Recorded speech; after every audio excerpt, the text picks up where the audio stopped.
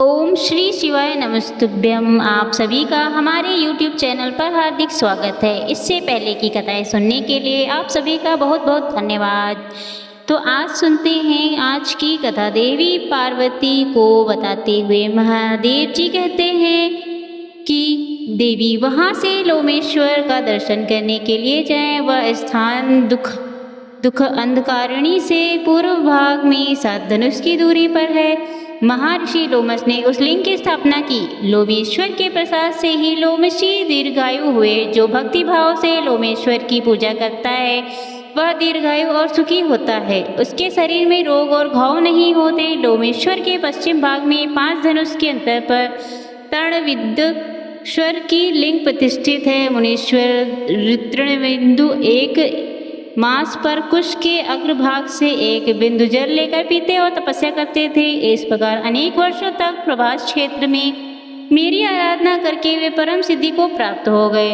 वहाँ से परम उत्तम चित्रपथा नदी के समीप जाएं। वह ब्रह्मा कुंड और चित्रादि के बीच में होकर बहती है।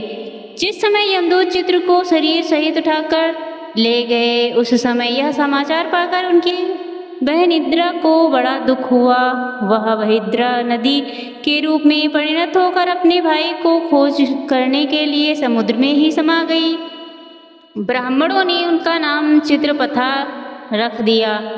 जो मनुष्य चित्रपथा में स्नान करके चित्र इत्यादि का दर्शन करता है वह सूर्यदेव के परम धाम को जाता है। कलयुग में चित्रपथा नदी अंतर्ध्यान हो गई है। केवल वर्षा काल में ही उसका दर्शन होता है। भोजन करके या बिना भोजन करके, रात में या दिन में, पर्व के समय या फिर बिना पर्व के, मनुष्य पवित्र हो या अपवित्र, जब जहाँ जिस अवस्था में चित्रकथा नदी का दर्शन करें वही उसका पुण्य काल है। उसका दर्शन ही पुण्य पर्व है। कोई समय विशेष उसकी महत्ता का कारण नहीं होता। स्वर्गवासी पितर उस नदी का दर्शन करके हर्ष से गाने और हंसने लगते हैं कि हमारे वंश का कोई यहाँ का श्राद्ध करेगा और हमें एक कल्प तक के लिए तृप्त कर देगा। ऐसा जानकर सभी पापों के नाश और पितरों की तृप्ति के लिए वहाँ स्नान और श्राद्ध करना चाहिए। महादेव जी कहते हैं, देवी ब्रह्मा कुंड के उत्तर भाग में रूप कुंड है। वहाँ स्नान करके मनुष्य चोरी के पाप से मुक्त हो जाता है। उसमें स्नान करने के प्रभाव से उसके वंश में 7 जन्मों तक कोई चोर और क्रूर नहीं होता। जो शास्त्र में मारे गए हों अथवा पापी रहे हों ऐसे पूर्वजों की मुक्ति के लिए शिवरात्रि को विशेष रूप से पिंडदान आदि कार्य करने चाहिए। वहीं उत्तम रत्नेश्वर लिंग है जिसकी स्थापना साक्षात भगवान विष्णु ने की। जो रत्न कुंड में स्नान करके रत्नेश्वर की पूजा करता है वह 7 जन्मों तक लक्ष्मीवान, बुद्धिमान तथा गाय बैल आदि पशुओं से संपन्न होता है। जो श्रवण नक्षत्र और द्वादशी के योग में विधिवत उपवास करके भक्ति पूर्वक उनकी पूजा करता है वह मनोवांछित फल को पाता है। देवी वह स्थान मुझे विशेष प्रिय है। मैं वहाँ सदा निवास करता हूँ और प्रलय काल में भी उसका त्याग नहीं करता। वह सुदर्शन नामक वैष्णव क्षेत्र भी कहा गया है। उसका विस्तार सब और 36 धनुष तक का है। इस सीमा के भीतर जो कोई भी अधम प्राणी कालवश मृत्यु को प्राप्त हो जाते हैं उन्हें भी परम पद की प्राप्ति होती है। जो लोग वहाँ भगवान विष्णु की प्रसन्नता के लिए सोने का गरुड़ और पीताम्बर दान करते हैं उन्हें यात्रा का उत्तम फल प्राप्त होता है। रत्नेश्वर से उत्तर की 3 धनुष दूर विनीता नंदन गरुड़ के द्वारा स्थापित वैतनेश्वर लिंग है। जो मनुष्य पंचमी के दिन भक्ति पूर्वक गरुड़ेश्वर की पूजा करता है उसे 7 जन्मों तक सर्पजनित विष का भय नहीं होता। जो वैतनेश्वर को पंचामृत से स्नान कराकर विधि पूर्वक उनका पूजन करता है वह स्वर्गलोक में आनंद भोगता है। महादेव जी कहते हैं, हे देवी, इसके बाद सावित्री से नैऋत्य कोण में स्थित आरूढ़ अश्वारूढ़ राज भट्टारक रेवंतक का दर्शन करने के लिए जाएं। उनके दर्शन से मनुष्य सभी विपत्तियों से छूट जाता है। जो रविवार युक्त सप्तमी तिथि में उनकी पूजा करता है उसके वंश में कोई भी मनुष्य दरिद्र नहीं होता। इसलिए रत्न पूर्वक उन्हीं की पूजा करें। महादेव जी कहते हैं कि पार्वती मध्य देश में अश्वपति नाम से प्रसिद्ध एक धर्मात्मा राजा थे जो सब प्राणियों के हित में तत्पर, क्षमावान, सत्यवादी और जितेंद्रिय थे, किंतु उनकी कोई संतान नहीं थी। एक समय राजा अश्वपति ने प्रभास क्षेत्र की यात्रा की। यहाँ के तीर्थों में घूमते हुए सावित्री स्थल पर आए। वहाँ उन्होंने सावित्री व्रत का अनुष्ठान किया। इससे उनके ऊपर ब्रह्मा जी की प्रिय पत्नी भूर्भुवः स्वः स्वरूपा सावित्री देवी प्रसन्न हुई और मूर्तिमती होकर उनके नेत्रों के सामने आ गई। उनके हाथ में कमंडल शोभा पा रहा था और मुख तथा नेत्र प्रसन्नता से खिले हुए थे। सावित्री बोली, राजन वर मांगो। राजा ने कहा, देवी मुझे संतान चाहिए। तब सावित्री बोली, राजन तुम्हें एक पुत्री की प्राप्ति होगी। ऐसा कहकर सावित्री अंतर्ध्यान हो गई। फिर कुछ समय के बाद एक दिव्य रूपी कन्या उत्पन्न हुई। सावित्री जी की पूजा से ही प्रसन्न होकर वह कन्या दी थी, इसलिए ब्राह्मणों ने उसका नाम भी सावित्री रख दिया। वह राजकन्या मूर्तिमती लक्ष्मी की तरह बढ़ने लगी। उसे देखकर लोग यही कहते थे, यह कोई देव कन्या ही पृथ्वी पर उतर आई है। एक दिन उस देवी रूपिणी कन्या को देखकर मंत्रियों ने परामर्श करके राजा से कहा, बेटी तुम्हारे विवाह का समय आ चुका है, किंतु अब तक तुम्हारा किसी ने वर्णन नहीं किया। अब जब विचार करके देखता हूँ तब यहाँ तुम्हारे योग्य कोई वर ही नहीं दिखाई देता। इसलिए देवता आदि के द्वारा मैं निंदनीय ना हो जाऊं, ऐसा सोचकर कोई प्रयास करना आवश्यक है। मैंने धर्म शास्त्रों में यह बात सुनी है कि जो कन्या पिता के घर में विवाह संस्कार के पहले ही अपने को राजसला देखती है, उसके पिता को ब्रह्म हत्या का पाप लगता है। इसलिए मैं तुम्हें बूढ़े मंत्रियों के साथ तीर्थ यात्रा के लिए भेजता हूँ। तुम स्वयं अपने पति का वर्णन करो। जो आज्ञा कहकर सावित्री ने पिता की बात मान ली और यात्रा के लिए निकल पड़ी।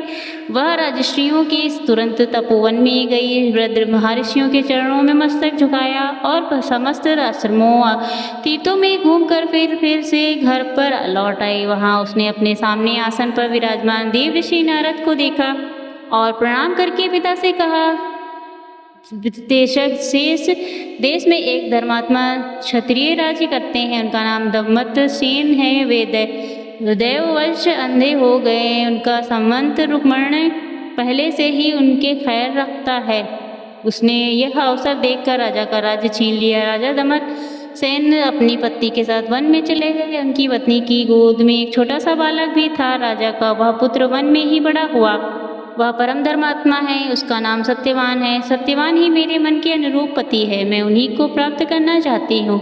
नारद जी ने कहा, राजन सावित्री अभी बच्ची है, तभी इसके गुणवान सत्यवान का वर्णन किया है। उसके पिता सत्य बोलते हैं, उसकी माता भी सत्य बोलती हैं और वह भी स्वयं सत्य बोलती है, इसलिए मुनियों ने उसे राजकुमार का नाम सत्यवान रखा। सत्यवान को अश्रु बड़े प्रिय हैं। वह मिट्टी के अश्रु अर्थात घोड़े बनाया करता है और अश्वों के ही चित्र भी बनाता है, इसलिए उसका दूसरा नाम अश्वमित्र नाम ही मित्र। किंतु उसे स्वीकार करके सावित्री ने बहुत भारी कष्ट मोहल ले लिया। दमतसेन का वह पुत्र दीक्षा शिक्षा दान और गुणों में देवताओं के समान है। उसी नरराज शिविर के समान सत्यवादी और ब्राह्मण भक्त है। यह आदि के समान उदार, चंद्रमा के समान सुंदर, अश्विनी कुमारों के समान रूपवान और अतिशय बलवान भी है, किंतु उसमें एक दोष है। आज से 1 वर्ष पूरा होने पर उसकी आयु समाप्त हो जाएगी, वह अपना शरीर त्याग देगा।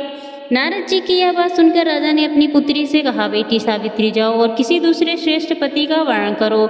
यह सत्यवान तो 1 ही वर्ष में शरीर त्याग देगा। तब सावित्री बोली, पिताजी, राजा लोग एक ही बार कोई बात कहते हैं, विद्वान पुरुष भी एक ही बोली बोलते हैं और कन्याओं का दान भी केवल एक ही बार किया जाता है। यह तीनों बातें एक बार ही होती हैं। सत्यवान दीर्घायु हो या अल्पायु, गुणवान हो या गुणहीन, उन्हें एक बार मैंने वर्णन कर लिया और अब मेरे पति हो गए, इसलिए अब दूसरे किसी का वर्णन नहीं करूंगी। पहले मन से निश्चय करके ही वाणी द्वारा किसी बात का कहा जाता है, फिर उस कार्य में बदला जाता है। मैंने भी यही किया। इस विषय में मेरा मन ही प्रमाण है। नारद जी ने कहा, राजन, अगर सावित्री की यही इच्छा है तो आप भी इस संबंध को स्वीकार कर लीजिए और इसे शीघ्र ही कर डालें। आपकी पुत्री के विवाह में कोई विघ्न नहीं पड़ना चाहिए। ऐसा कहकर नारद जी स्वर्ग को चले गए। फिर राजा ने उत्तम मुहूर्त में वेदों के परागामी ब्राह्मणों के द्वारा कन्या का सब वैवाहिक कार्य संपन्न कराया। सावित्री भी वनवांछित पति को पाकर बहुत प्रसन्न हुई। इस प्रकार उस आश्रम में निवास करते हुए उन तीनों का कुछ समय बीत गया। सावित्री दिन रात चिंतित रहती थी। नारद जी ने बात कही थी, वह सावित्री भूल ही नहीं थी। उसने मन ही मन हिसाब लगाकर यह जान लिया कि आज से चौथे दिन मेरे पति की मृत्यु होने वाली है। इसके बाद उसने त्रिरात्रि व्रत प्रारंभ कर दिया। उसे पूर्ण करके सावित्री ने स्नान किया और देवता पितरों का तर्पण करके उसने सास ससुर के चरणों में प्रणाम किया। इसके बाद सत्यवान हाथ में फरसा लेकर वन चले गए। सावित्री भी उनके पीछे पीछे चली गई। सत्यवान ने जल्दी ही फल फूल समिधि और कुछ एकत्रित करके सूखी लकड़ियों का एक बोझ भी बांध लिया। इसके बाद वे बरगद की शाखा का सहारा लेकर बोले, प्रिय मेरे सिर में बहुत दर्द हो रहा है, मैं थोड़ी देर के लिए तुम्हारी गोद में सिर रखकर सोना चाहता हूँ। सावित्री बोली, महाभाव आइए विश्राम कीजिए, थोड़ी देर बाद हम लोग आश्रम में चलेंगे। इसके बाद सावित्री गोद में सिर रखकर सत्यवान जैसे ही पृथ्वी पर सोए, तुरंत ही सावित्री ने एक पुरुष को देखा जो काले और पीले रंग में दिखाई देते थे। मस्तक पर किरीट और अंगों में पीताम्बर धारण किए वे साक्षात सूर्य की तरह शोभा पा रहे थे। सावित्री ने उन्हें प्रणाम करके मधुर वाणी में पूछा कि आप कौन हो? दूर ही रहो, भक्ति के प्रभाव से मुझे कोई धर्म से गिरा नहीं सकता। प्रज्वला अग्निशिख की तरह मेरा कोई स्पर्श भी नहीं कर सकता। यम ने कहा, पतिव्रते मैं सबका संयम करने वाला यम हूँ। तुम्हारे पति की आयु क्षीण हो गई है और मेरे दूत तुम्हारे पास आकर इन्हें ले जाने में असमर्थ हैं, इसलिए मैं स्वयं ही आया हूँ। उनके ऐसा कहने पर सत्यवान के शरीर से अंगूठे के बराबर एक पुरुष निकला जो पास में बंधा हुआ था। सावित्री ने उसे देखा और स्वयं भी यमराज के पीछे पीछे चलना प्रारंभ कर दिया। पतिव्रति के प्रभाव से उसे वहां जाने में कोई श्रम नहीं होता था। उस समय यमराज ने उसे कहा, सावित्री तू बहुत दूर चली जाई, अब लौट जा, इस मार्ग में कोई भी जीवित पुरुष नहीं चल सकता। सावित्री बोली, भगवान मुझे चलने में ना कोई परिश्रम होता है और ना ही ग्लानि ही। एकमात्र पति को छोड़कर स्त्री के लिए कोई दूसरा अवलंबन ही नहीं। इस प्रकार और भी बहुत सी धर्मयुक्त बातें सुनकर सूर्यनंदन यम सावित्री पर प्रसन्न हुए और बोले, देवी तुम्हारा कल्याण हो, तुम कोई वर मांगो। तब सावित्री ने विनीत होकर 5 वरदान मांगे। मेरे महात्मा ससुर को नेत्र प्राप्त हो, उनका खोया हो राज्य भी मिल जाए, मेरे पति जीवित हो, निरंतर उनके धर्म की वृद्धि हो और मेरे पुत्रहीन पिता को पुत्र की प्राप्ति हो। धर्मराज ने वरदान देकर उसे भेजा। पति को वापस पाकर मन प्रसन्न हो गया। अब वह व्यवस्थित होकर पति के साथ आश्रम में गई। ज्येष्ठ पूर्णिमा को उसने यह व्रत किया था जिससे उसके सौभाग्य की रक्षा हुई। देवी पार्वती ने पूछा, हे महाश्वर, सावित्री ने जिस व्रत का पालन किया वह कैसा है, बताने की कृपा करें। महादेव जी बोले, देवी श्री पतिव्रता सावित्री ने जिस व्रत का पालन किया वह उसका वर्णन करता हूँ, सुनो। ज्येष्ठ शुक्ल त्रयोदशी को दांत साफ करके स्नान करके त्रिव्रत उपवास का नियम ग्रहण करें। जो स्त्री त्रिरात्र अर्थात तीनों रात का व्रत करने में समर्थ हो, जितेंद्रिय, उसका त्रयोदशी नक्त व्रत, चतुर्दशी को आयश्चित व्रत और पूर्णिमा को उपवास करे। प्रतिदिन तड़ाग अर्थात सरोवर, किसी बड़ी नदी या झरने में स्नान करे। यदि पांडुकूप में स्नान कर ले तो सब में स्नान करने का फल प्राप्त हो जाता है। विशेषतः पूर्णिमा को सरसों, मिट्टी और जल से स्नान करना चाहिए। यह पात्र में बालू भरकर अथवा जो चावल और तिल आदि धान्य भरकर उस पर रख दें। वस्त्रों में लपेटा हुआ बांस का पात्र रखें, उसमें सोने चांदी अथवा मिट्टी की बनी हुई सावित्री देवी और ब्रह्मा जी की सर्वांग शोभित प्रतिमा स्थापित करें। फिर उन प्रतिमाओं पर 2 लाल वस्त्र चढ़ाएं और अपनी शक्ति के अनुसार उन दोनों विग्रहों की पूजा करें। सुगंधित पुष्प, धूप, दीप, नैवेद्य, तुराई, जल, लीरा के फूलों से कुमड़ा और ककड़ी के फलों से नारियल, छुहारा, कैथ्य, अनार, जामुन, नींबू, नारंगी, काटोल, खांड, गुड़, लवण, चढ़बट, सप्त आदि वस्तुएं बांस के पत्रों में रखकर निवेदित करें। कंठ सूत्र को सुंदर केसर और कुमकुम से रंगे। इसके बाद मंत्रोच्चारण करके पूजन करें। इस मंत्र प्रकार ओंकार देवी पुस्तक धारिणी देवम्बिके नमस्तुभ्यम नवैतिकम प्रच्छन्मे अर्थात वीणा और पुस्तक धारण करने वाली सच्चिदानंदमय माता सावित्री आपको नमस्कार है।